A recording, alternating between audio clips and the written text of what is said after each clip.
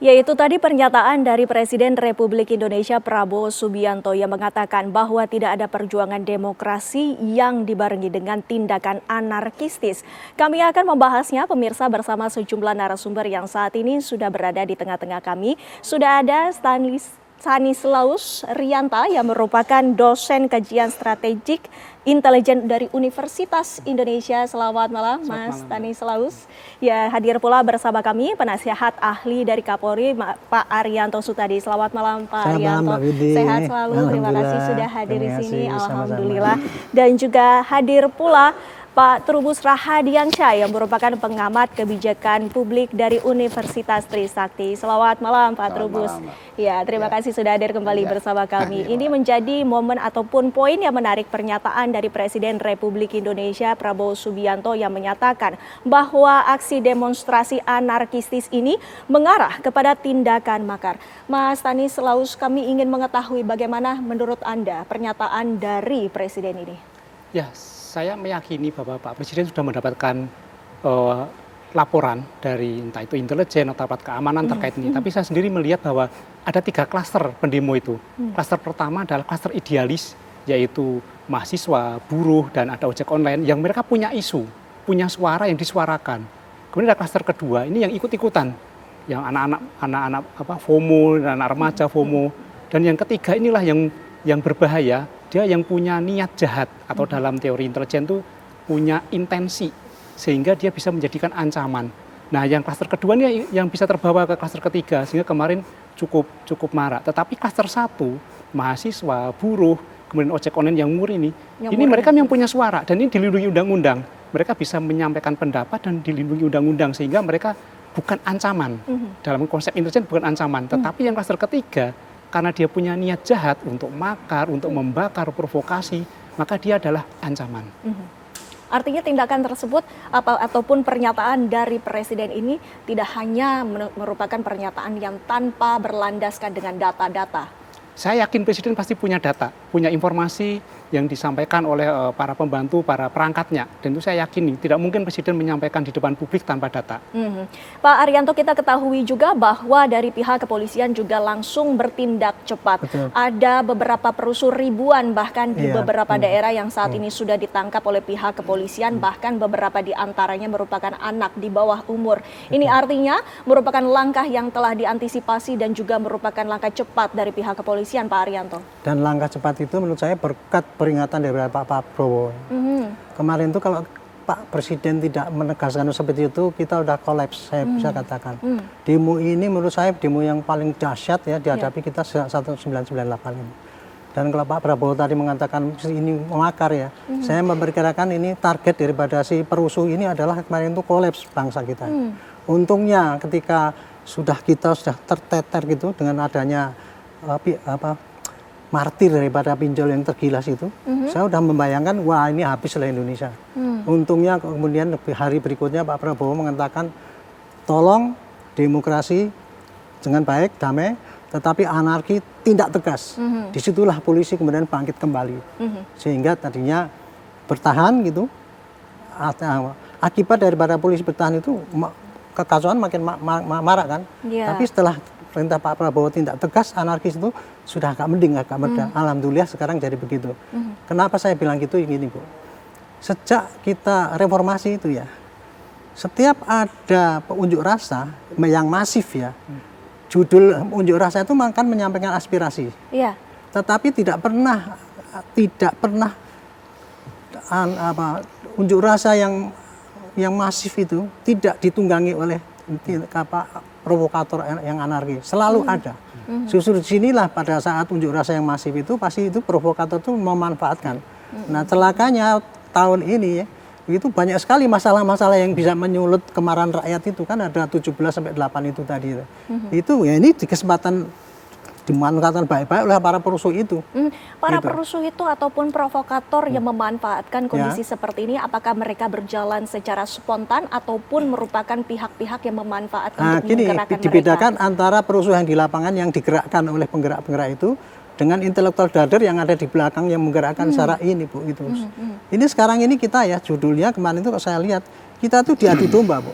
Dan adu domba yang dilakukan oleh para perusuh yang di belakang layar itu adu domba di tingkat bawah antara aparat dengan tugas, dengan korban dan sebagainya itu. Di tingkat tengah, menengah, antara lembaga-lembaga, saya sendiri ini diadu dengan Komnas HAM, pendapatnya berbeda-beda gitu. Di tingkat elit, antara para politisi itu diadu-adu domba. Itulah kompleksitas daripada kondisi sekarang ini, sehingga harus kita hadapi bersama.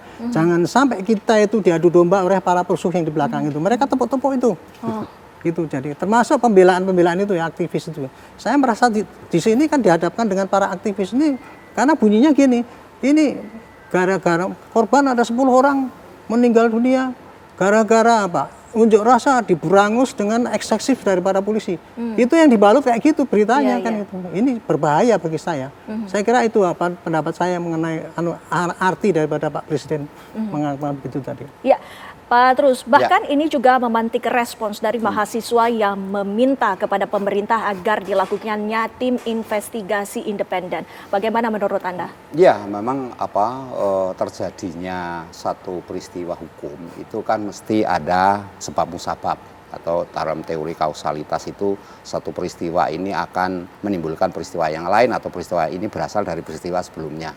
Nah, karena itu memang perlu satu investigasi mengapa terjadi pada mulai tanggal 25 sampai yang terakhir kemarin itu semuanya diinvestigasi oleh tim independen yang akan, kalau di tahun 98 itu ada namanya tim gabungan pencari fakta dulu ya istilahnya, TGPF. Nah, ini harusnya dibentuk oleh pemerintah untuk menjawab kegelisahan mahasiswa ini dan sekaligus untuk memetakan persoalan akarnya ada di mana gitu. Memang secara keseluruhan sudah bisa dibaca sebenarnya kesalahan ada pada persoalan kebijakan yang memang tidak berpihak kepada publik lah kira-kira seperti itu, tetapi juga oleh aktor-aktor juga yang bermain di situ, di mana kemudian kondisi naiknya harga-harga, kemudian naiknya pajak dan beberapa gaji yang tidak gaji dan tunjangan yang awalnya lewat ke DPR kemudian melebar kemana, itu kan semuanya mengindikasikan memang publik menghendaki satu keterbukaan, Mbak. Jadi keterbukaan, kemudian akuntabilitas publiknya seperti apa, kan itu yang dikehendaki. Nah, yang kedua saya melihat memang pembentukan tim investigasi ini nanti harus bersifat ini kolaborasi sinergitas gitu kan, sehingga nanti akan ditemukan satu mapping sosial sekaligus akar persoalannya dan solusinya ke depan seperti apa supaya ini tidak terulang kembali, karena kita menjadi bangsa yang mundur kalau setiap hari ada ini kemudian kita melakukan kekerasan, padahal demonstrasi itu sesuatu yang sifatnya kunci bagi demokrasi itu sendiri, Mbak. Inti demokrasi kan sebenarnya menyampaikan aspirasi. Nah, aspirasi yang baik itu seperti apa kan sudah ada undang-undangnya, tetapi kan kemudian undang-undang ini seperti diabaikan, yang muncul adalah kekerasan itu yang tampil. Nah, watak-watak kekerasan, kalau bahasa anarkisme, vandalisme, pengerusakan, penyerangan, saya lihat semua penyerangan-penyerangan itu dari berbagai kasus yang saya tangani juga sekarang ini, penyerangan kepada kepolisian, kepada fasilitas umum lah kira-kira seperti itu, sampai transportasi umum juga itu semuanya seperti ada aktor-aktor yang bermain di situ dan seperti digerakkan secara cepat dan mereka harus ada seperti garis komando, terlepas ada yang di media sosial, ada yang memang secara langsung ada, Pak, seperti di Jakarta Utara itu langsung menyampaikan serbu gitu, itu ada yang menyampaikan. Nah, ini hal-hal yang harus nanti dilihat sebenarnya. Kita bisa memisahkan, tadi menyinggung Pak Polisi, ini Pak Jenderal itu harus memisahkan antara ini yang namanya pendemo, ini yang namanya perusuh, kan gitu. Ini yang perlu dibuat, karena yang ketika saya belum melihat sampai hari ini pemerintah bagaimana sih sebenarnya kita membuat satu kebijakan regulasi yang istilahnya itu sifatnya peraturan teknis ya. Ada juklak petunjuk pelaksanaan dan juknis petunjuk teknis yang kemudian di mana kemudian ketika ada pendemo datang itu seperti apa, dan kewajiban-kewajiban orang yang didemo, pihak yang didemo itu harus menemui. Itu kan harusnya ada satu klausul yang kemudian kalau misalnya mereka tidak mau menemui ya ada sanksi. Anggota DPR nggak mau nemuin, gue demo kan sebenarnya gampang itu, temuin apa yang dia mau. Kan beberapa daerah seperti itu sudah ada contoh atau sebelumnya juga ada. Nah, itu nggak akan terjadi muncul persoalan yang berkelanjutan. Tapi kan kita elit daerah saja, kepala daerah yang baru nemuin cuma KDM. Deddy Mulya Jawa Barat, Ya. Sri Sultan Hamengkubuwono, yang lainnya kan nggak mau ketemu. Lah ini kan tapi kita persoalan. balik lagi, persoalannya adalah aksi demonstrasi yang tadi juga Bapak telah sebutkan bahwa ada pergerakan baik itu dari lapangan langsung ataupun di belakang layar. Apakah berdasarkan pengamatan Anda seperti itu pula, bahwa memang untuk pergerakan yang sifatnya kerusuhan ataupun anarkistis ini ya kita harus garis bawahi? Ya, ada dua dimensi pergerakan sebenarnya. Di dimensi di nyata ini ada aktor-aktor penggerak di lapangan, kemudian ada di dunia maya mereka juga bermain. Ada orang-orang yang memang memprovokasi untuk bergerak. Ini saya kira, saya yakin Polri sudah punya data Pak, siapa yang bergerak di dunia maya ini, kemudian aktor-aktor di lapangan kan ada dari CCTV itu sudah bisa dicek. Nah inilah yang harusnya segera ditangkap. Kalau mereka memprovokasi, mereka membakar, merusak, ini sudah ditangkap. Karena apa? Mereka sudah tidak murni lagi, mereka tidak menyuarakan atau tidak menanggapi isu-isu yang menjadi keresahan masyarakat loh. Mereka yang bergerak itu tidak menyampaikan apa-apa kok. Mereka hanya membakar, kemudian mereka hanya merusak. Dan ini sebenarnya jangan sampai nanti mahasiswa jadi korban, buruh jadi korban. Mereka ini aksinya murni, real. Iya. Nah, saya sudah melihat beberapa hari ini Polri melakukan penangkapan dan itu pasti disertai dengan bukti yang cukup, bukti permulaan yang cukup, termasuk aktor di lapangan dari CCTV, siapa yang jarah, siapa yang memerintahkan. Dan menurut saya itu kelihatan sangat nyata itu loh. Jadi di lapangan ada, di dunia maya juga ada. Pak Arianto, apa yang menjadi motif dari para perusuh ini untuk kemudian melakukan aksi anarkistis? Karena hasutan. Hanya hasutan Karena saja hasutan, atau ya. mungkin mereka Karena mendapatkan begini, benefit? harus dibedakan itu. Kalau orang yang menyampaikan aspirasi itu, maka dia pasti akan diprovokasi ataupun diajak ya dengan cara baik oleh yang punya ide-ide untuk menyampaikan aspirasi. Tetapi yang kita hadapi kemarin itu adalah orang-orang yang melakukan anarki, tindakan anarki. Nah, kenapa? Ketika kita tanya ya, anak-anak kecil yang ditangkap di Sakal Tim, di sini kita tanya, kenapa kamu kok kesini? Demo, anak kecil Bu. Iya. Terus kalau demo gimana? Bakar. Apa yang dibakar? Gedung. Itu kan nyata ada yang nyuruh kan itu kan. Nah, terus kemudian yang di Jakarta kemarin, yang kita tangkepin ada 6 orang itu kan, dan saya diprotes oleh para aparat hukumnya. Yaitu kemudian protesnya ini kan memberangus kebebasan orang berekspresi gitu. Udah kita jelaskan yang kita tangkap itu kemarin itu, gini ceritanya. Kita tangkap, kemudian yang merusak itu ya Pak, yang ditangkap ada 1.300, yang ditahan cuma 40, dan yang 40 itu ada yang kedapatan betul-betul melakukan tindakan anarkis. Kita tanya, kenapa kamu gini, anak kecil kan di bawah sekolah? Iya, ada flyer dari ini. Kemudian cyber kita mengadakan patroli cyber ini, flyernya apa? Ternyata ribuan yang sudah diajak.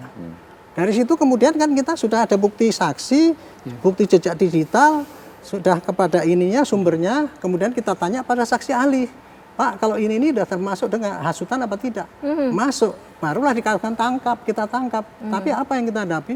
Kita dianggap asal tangkap saja, itu kayak gitu. Itu yang itu tadi saya bilang, kita tuh diadu domba oleh para penggerak yang di belakang itu.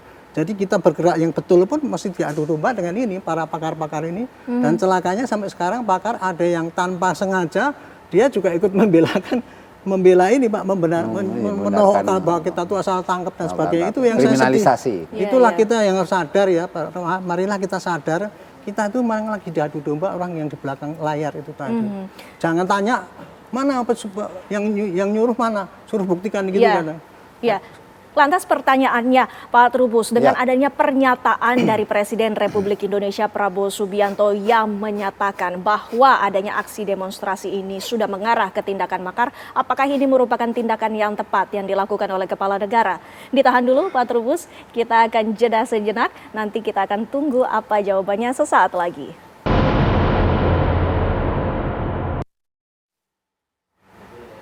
Kita lanjutkan perbincangan kami, Pak Trubus melanjutkan pertanyaan saya yang tadi belum sempat dijawab. Apakah pernyataan dari Presiden Prabowo Subianto yang menyatakan bahwa aksi demonstrasi yang anarkistis ini, yang bersifat anarkistis ya, ini kita perlu catat, ini merupakan sebuah tindakan yang mengarah ke makar? Iya, kalau pernyataan Presiden kan sebenarnya mengarah kepada potensi ya, potensi terjadinya makar karena apa? Karena demonya itu kan anarkisnya itu tidak hanya di satu titik, tapi di berbagai titik seluruh wilayah Indonesia. Itu persoalannya. Nah, kalau misalnya makar sendiri kan istilahnya sebenarnya tipu muslihat sebenarnya kan, tipu muslihat. Karena definisinya di dalam KUHP itu pasal 07 itu sebenarnya juga nggak terlalu clear. Hanya dia menyatakan bahwa melawan kepada pemerintah yang sah. Nah, ini seringkali dipakai kepada orang-orang yang melawan kepada pemerintah yang sah. Dulu tahun 2019 kalau nggak salah di era sebelumnya pokok di era Pak SBY itu Egy Sujana itu pernah itu advokat karena itu dituduh sebagai makar gitu. Nah ini kan sesuatu istilah politis yang kemudian dilekatkan kepada hal-hal yang mungkin sifatnya berbau ini menentang atau melawan gitu, pembangkangan secara politik atau pembangkangan secara masif ya kalau bahasanya. Yang kedua saya melihat sebenarnya pernyataan presiden ini harus dimaknai sebagai hal yang menurut saya kita berhati-hatilah, waspada. Karena apa? Karena sesungguhnya persoalan makar ini dibungkus dengan berbagai entah itu bungkus kemasannya berupa karena kemiskinan, karena korupsi, karena sifatnya kebijakan yang keliru atau bisa saja karena populis juga. Sifatnya populis misalnya itu finansial populisme misalnya. Itu bisa aja karena mengelola suatu anggaran yang katakanlah ugal-ugalan ya, masyarakat nggak dikasih tahu tiba-tiba naik sekian, tiba-tiba di tunjangannya naik begitu besar, itu juga menjadi memantik terjadinya kemarahan. Nah, kemarahan ini kemudian oleh berbagai pihak dianggap itu sebagai bentuk makar. Nah, padahal itu kan sebenarnya kemarahan itu akibat ketidakterbukaan tadi, ketidaktransparan atau dalam hal ini komunikasi publiknya yang lemah menjelaskan itu semua. Jadilah kemudian yang stempel stigmanya kepada makar. Yang kedua, menurut saya ini menjadi berat juga ketika pihak-pihak ini kaitannya dengan demokrasi. Ini kan jadi demokrasi dilemes karena orang mau demokrasi, takutnya dituduh makar, ini teroris gitu kan. Lah ini hal-hal yang sebenarnya harus dijelaskan kepada publik harus diedukasi, karena itu menurut saya ini penting pemerintah negara dalam hal ini pemerintah cobalah mencoba membuat satu rumusan yang betul-betul ini bisa dipahami publik. Nah itu disampaikan ini loh supaya Anda tidak terjebak karena masyarakat kita seringkali udah rame ayo kita rame nah tiba-tiba bahwa perbuatan itu ada yang mengatur, ada yang mengarahkan, sementara yang mengarahkan ini punya motif, namanya tipu muslihat, maka itu kan masdar itu tipu muslihat Mbak istilahnya itu, jadi orang melakukan tipu, nah ditipu masyarakat, ditipu aja didorong untuk melakukan kekerasan. Nah itu yang kemudian, yang untung siapa? Tadi sampaikan yang untung ya orang provokator itu yang mereka menghasut. Untuk memastikan apa ada tidaknya provokator-provokator tersebut, kami akan menampilkan ini sudah ada gambar yang telah kami kumpulkan merupakan situasi di lapangan pada terjadinya kericuhan. Nah, ini Anda bisa lihat di layar kaca, Bapak-bapak, ada aksi demonstrasi yang terjadi. Di sana selalu ada pelaku yang menggunakan hoodie putih ataupun pakaian putih yang terlihat dan tampak secara jelas. Berdasarkan video di belakang ini juga kita bisa lihat bersama, Bapak-bapak mungkin bisa dilihat. Ada yang dilingkari secara merah ini merupakan seseorang yang terlihat mengajak. Nah, yang menjadi pertanyaan bahwa di setiap titik, di setiap lokasi yang dimana terjadi kericuhan selalu menggunakan pakaian yang sama. Ini pun ramai diperbincangkan. Apakah ini merupakan sebuah indikasi bahwa dialah yang menjadi provokator dari bagian tertentu karena kericuhan sebelumnya tidak terjadi pada saat video yang menunjukkan bahwa ada hoodie putih ini bergerak, lantas ada kericuhan. Pak Arianto, Anda melihatnya seperti ini saya ingin menjelaskan ya, itu tadi contoh ya, penggerak atau perusuh di lapangan. Tapi di atas itu lagi ada koordinator, ada pelatihnya, di atas lagi ada pengedrop dana. Dan ini cut gitu tadi, yang kita sebutkan tadi sebagai penggerak itu, ada penggerak yang paling bosnya, yang itu yang mendanai, kemudian ada yang membagi-bagi pada dana itu, kemudian ada yang melatih dan sebagainya itu, terputus-putus gitu, sehingga kita sulit untuk membuktikan siapa sih sebenarnya menjadi aktor penggerak gitu. Tapi itu tadi contoh nyata bahwa di lapangan jelas-jelas ada yang memang menggerakkan. Di lapangan jelas-jelas ada, tapi kami ingin mengetahui Mas Tani Selaus ini melihat dari video yang tadi, apakah ini artinya memang terpola? Ya, ini kalau kita pakai pattern analisis pola memang kelihatannya terpola. Jadi biasanya ada beberapa orang yang dia bergerak cepat, bergerak sendiri, melakukan perusakan, membakar, lalu dia bergerak melarikan dan meninggalkan tempat itu, seperti itu. Kalau misalnya kita pakai drone kelihatan itu polanya seperti apa, dan ini nampak sekali terlatih ya. Tapi ini kan kita juga sudah melihat pola pada tahun-tahun sebelumnya Indonesia terjadi seperti ini. Memang ada kelompok yang melakukan seperti itu, kelompok yang memang anti pemerintah ada, dan dia memang polanya seperti itu. Jadi kelihatan dimana. Tapi saya yakin ini Polri akan bisa menangkap salah satu atau dua orang pelaku, ditangkap akan kebongkar jaringannya.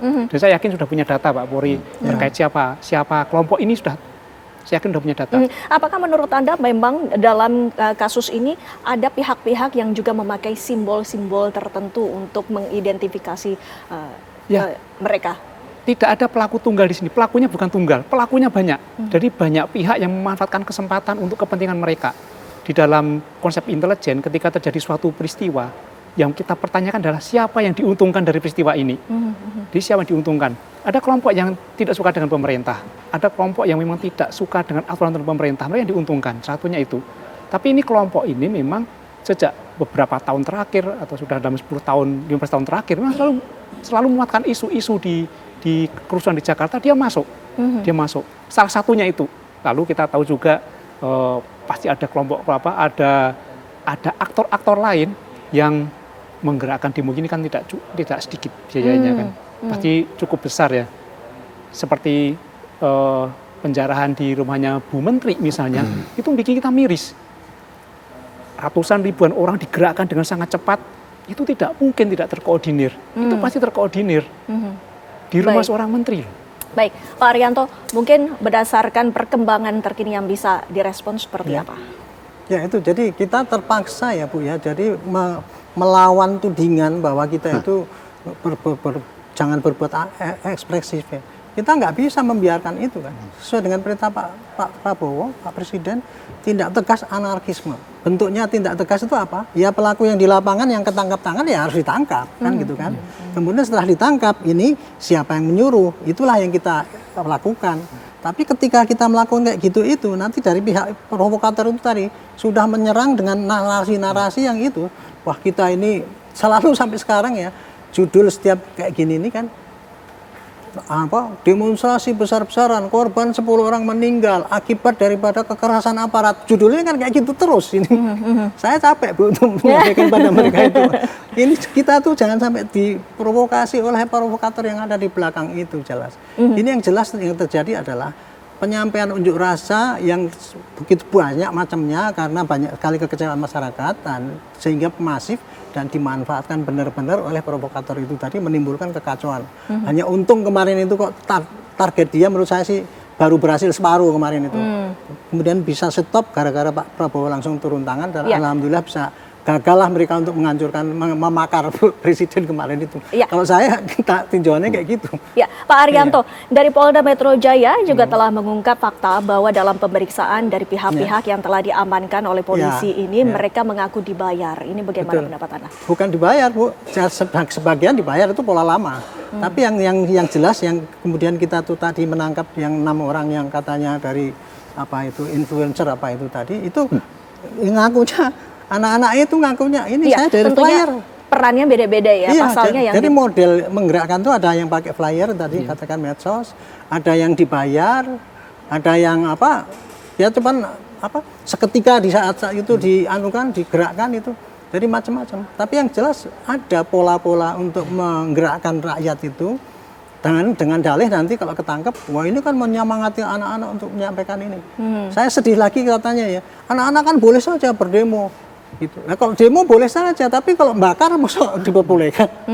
Ini yang harus dipisahkan ya antara yang kita tangkapi kemarin itu dan kemudian kita tahan, kemudian itu adalah anak-anak ataupun siapapun yang melakukan tindakan anarki. Entah penjarahan, entah pembakaran, entah melakukan bom molotov dan sebagainya. Itu yang kita tangkepin. Kemudian kita bisa mencari siapa yang menggerakkan itu. Itu yang kita tangkepin, bukan kita memberangus orang yang betul. Pak Trubus, kami ingin minta tanggapannya. Tadi ada anak-anak yang juga terlibat. Sesungguhnya kebijakan apa yang seharusnya dilakukan oleh pemerintah agar hal ini bisa terantisipasi? Jadi anak-anak ini kan tergantung pada dua ya. Satu pada sekolah, ya dia mendidik kalau dia sekolah gitu kan. Dan satu lagi adalah orang tua. Nah, tentu di atas itu adalah masyarakat secara keseluruhan. Nah, tinggal bagaimana sebenarnya mereka-mereka ini diedukasi. Karena itu menurut saya penting adalah bagaimana kemudian agar anak-anak itu tidak ikut demonstrasi anarkis misalnya. Tapi kalau demo boleh nggak ya tetap dilarang aja, nggak boleh. Jadi ada ketegasan itu nggak boleh. Jadi demo itu harus usia yang kategori dewasa, katakanlah usia 22 ke atas. Nah, kalau usianya masih di bawah itu anak-anak dilarang nggak boleh gitu. Karena itu ada HPA namanya, hukum perlindungan anak, Mbak, yang harus kita hormati di situ. Yang kedua bahwa sekali lagi meskipun anak-anak memang ini jadi ruwet ketika itu sudah bentuknya sudah action, eksekusi gitu ya, sudah melakukan satu perbuatan. Nah, ketika melakukan perbuatan ini biasanya aparat penegak hukum kan langsung menerapkan pasal yang dikenakan. Misalnya kalau dia melalui media sosial, menghasutnya, berarti dia ada di pasal 28 ayat 2. Nah, itu menghasut berarti bahasanya kebencian di situ. Kemudian pasal 28 ayat 3 itu menyebarkan berita bohong yang menimbulkan kerusuhan, misalnya gitu kan. Itu langsung terapkan itu karena di media sosial anak-anak. Tapi kalau mereka yang langsung ke lapangan nyerang-nyerang begitu, kemudian provokasi itu kan udah langsung polisi mengatakan, oh ya ini pasal 160, ya kan, ini penghasutan, 161 melawan pada penguasa, 162 pada penguasa, tinggal di bagaimana informasi. Nah ini semua sebenarnya kan memang selesai jangka pendek, tapi ini jangka panjangnya untuk dendam lagi, suatu saat lagi akan melakukan hal yang sama. Karena itu menurut saya ini anak-anak sebagai generasi, apalagi katakanlah Gen Alpha lah, bukan Gen Z lagi, Gen Alpha, ini harus diedukasi sejak awal mengait dengan rasa cinta tanah air itu, bagaimana namanya berkumpul menyampaikan pendapat, beraspirasi yang baik itu seperti apa. Nah ini tugasnya apa kalau ditanya, tugas pemerintah dalam hal ini melalui edukasi. Ya, edukasi, channel-channel lah, kanal-kanal aduan, kanal-kanal edukasi, termasuk dalam hal ini kanal-kanal yang melalui ini tokoh-tokoh agama, tokoh masyarakat, ya kan banyak komunitas itu bisa dipakai. Jadi memang saatnya sekarang, karena apa? Karena masyarakatnya sudah berubah masuk namanya era post-truth, di mana kemudian society 5.0 itu adalah masyarakat di mana lebih percaya kepada yang namanya media sosial, lebih percaya sama namanya digitalisasi, lebih percaya pada informasi-informasi yang berbau desain. Nah ini kan karena apa? Karena sesungguhnya masyarakat kita kecerdasannya ditantang untuk melihat bagaimana sebuah kata-kata manipulasi itu dia. Makanya di dalam undang-undang itu tuh ada pasal khusus mengenai manipulasi informasi elektronik. Dibongkar-bongkar itu yang artinya peranan dari media sosial ini sangat berdampak untuk mengarahkan khususnya anak-anak, Mas Stanislaus. Kami juga ingin mengetahui apakah yang menggerakkan tersebut di media sosial, tentunya apakah bisa ditelusuri lebih lanjut. Mas Stanis, ditunggu jawabannya sesaat lagi, pemirsa, kami masih akan kembali. Hak menyatakan pendapat itu dijamin, harus dilindungi. Hak berkumpul dijamin, harus dengan damai, dengan tidak bawa senjata, tidak bawa petasan api yang bisa menimbulkan panik rakyat. Karena petasan api bisa, dan saya dapat laporan banyak yang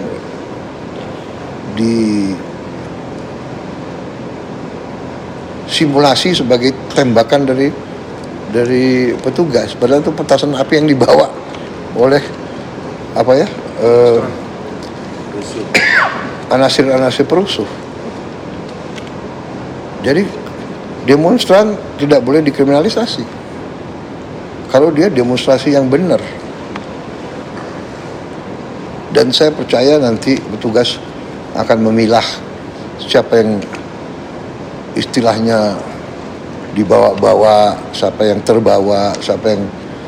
Tapi benar-benar kita prihatin kalau anak-anak muda kita dihasut untuk berbuat yang berbahaya, yang membahayakan orang lain. Kita lanjutkan perbincangan kami, pemirsa. Mas Stanislaus, tadi kita juga sempat menyatakan ataupun bertanya kepada Anda tentang media sosial yang sering digunakan untuk menggerakkan massa dalam hal ini aksi demonstrasi. Apakah itu bisa ditelusuri? Siapakah di balik itu?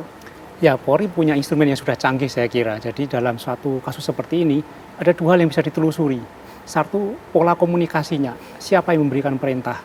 Apakah komunikasi itu lewat media sosial atau langsung secara verbal? Jadi telusuri siapa aktornya.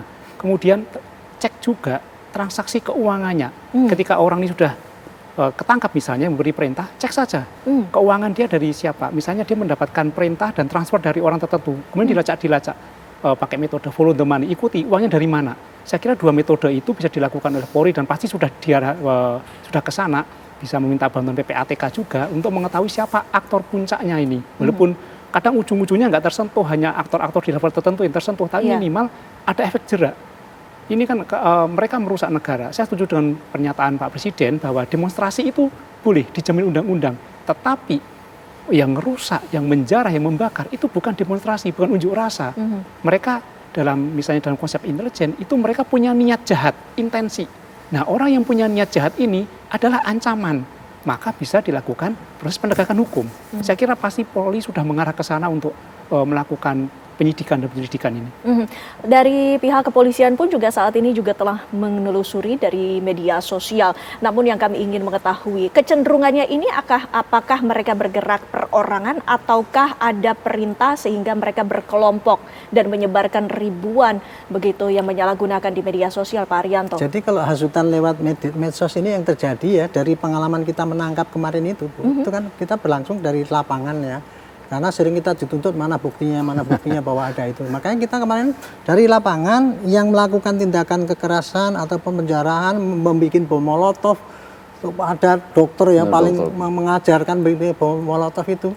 Ketika kita tanya, jawabnya yang bersangkutan itu ngomong ini Pak dari flyer, dari medsos ini, dari medsos. Seperti tadi dikatakan polisi punya untuk mengecek itu namanya cybercrime ya. Kemampuan kita bisa melihat ini alur-alur itu komunikasi sehingga kita bisa melihat pola-polanya. Yang kemarin itu ini menyampaikan ini ya. Ini ternyata ada jaringan-jaringan dengan yang lain. Bahkan dia bisa terdeteksi bahwa dia bisa menyebarkan pada ribuan pesan kepada yang semacam itu kan gitu. Itu jadi akibatnya itu tadi. Kalau dari medsos kita kan yang kita tangkap adalah yang betul-betul terbukti menghasut untuk tindakan anarki. Tadi Pak Presiden mengatakan ya kalau demo kan boleh damai, tapi anarki nggak boleh. Ini yang kita cuman yang sampai sekarang kita terus didera dengan narasi-narasi yang dianukan bahwa kita tuh tindakan eksesif, memberangus demokrasi. Itu yang terjadi. Makanya saya kalau menindaklanjuti Pak Prabowo tadi ya, itu tidak cukup hanya himbauan. Demokrasi yang baik, jangan damai gitu. Kemudian tapi anarki nggak boleh. Mudah-mudahan para pembentuk undang-undang juga menindaklanjuti. Harus ada pilah-pilah. Mana demo yang boleh, mana yang tidak boleh. Mana yang demo, mana yang kejahatan. Itu bagaimana sesungguhnya untuk menyampaikan kepada publik ini yang menjadi PR Pak Trubus agar tidak ada lagi kesalahpahaman. Karena ini selalu saja ada kesalahpahaman. Iya, kalau dalam konteks bidang polisi adalah sebenarnya bagaimana ketika komunikasi itu pesan-pesannya itu sampai secara utuh kan. Tetapi tentu konteksnya ketika ini sebuah aspirasi, aspirasi itu kan sebenarnya awal mulanya selalu didiskusikan dulu. Mesti mereka omong-omong, bincang-bincang dulu lah gitu. Nggak mungkin tiba-tiba punya aspirasi begini, nggak mungkin. Tapi ini suatu pola di mana kemudian ada semacam ya musyawarah mufakat gitulah untuk menyampaikan aspirasinya ini. Nah, kalau kita lihat aspirasi yang sudah dituangkan dalam 8+17 itu kan semua mengarah kepada hal-hal yang sesungguhnya dirasakan oleh masyarakat pada umumnya. Jadi berangkat dari bukti-bukti empiris itu. Tapi gitu, Pak Mbak. Trubus, kita ketahui bersama bahwa yang ingin menuntut tuntutan rakyat tersebut tidak merupakan aksi demonstran yang bersifat anarkistis. Mereka adalah murni. Ini perlu dibedakan sepertinya. Iya, kalau pengertian murni ini kan harus ada satu penjelasan yang detail, Mbak. Karena apa? Karena bagaimana untuk membedakan yang murni dan tidak murni kan? Tentu ini satu proses hukum. Karena proses hukum nanti dari mereka-mereka yang ditangkap atau kalau yang kasus kemarin itu mereka yang ditangkap ini dari situ kita akan ketahuan sebenarnya ini aspirasinya murni, ini tidak. Kan gitu. Tetapi kalau sudah merupakan satu bentuk perilaku demokrasi yang sifatnya masif seperti kemarin di berbagai titik serentak, itu memang untuk membedakannya tak mudah, Mbak, karena sifatnya kemudian sudah sifatnya cair. Mereka sudah memahami yang penting adalah aspirasi saya didengar, karena masyarakat kita juga berpikir begini, kalau saya nggak membuat sesuatu yang seru, itu nggak didengar gitu, itu mereka nggak ini, kita bikin bakar-bakar. Tanggal 25 ini kemarin itu kan sebelumnya di DPR sudah ada demo-demo, Mbak, kecil-kecilan. Tapi kan seperti nggak direspon, dicuekin. Malah komentarnya muncul yang ada 6 orang itu yang akhirnya dinonaktifkan. Kan itu komentar-komentar di mana sesungguhnya harusnya bersifat empati, tapi kemudian melihat sebagai demo-demo itu sesuatu yang mungkin memusuhi, mungkin itu menjadi kebencian, tentunya memojokkan dia. Akhirnya dia membuat satu pernyataan yang akhirnya dia sendiri berakibat dinonaktifkan itu. Nah, ini kan sesuatu kita yang harapkan agar kedepannya segala solusi untuk menindak dan juga mengantisipasi agar hal ini tidak kemudian ditunggangi oleh pihak-pihak tertentu ini bisa teratasi sehingga dari masyarakat bisa memberikan aspirasinya secara bebas dan pemerintah pun langsung menanggapi dengan bijak. Terima kasih Bapak-Bapak sudah hadir waktunya bersama kami di Apa Kabar Indonesia Malam. Sayang sekali waktu kami sudah habis. Dan pemirsa, kami masih akan kembali selepas jeda pariwara berikut ini menghadirkan sejumlah informasi lainnya sesaat lagi.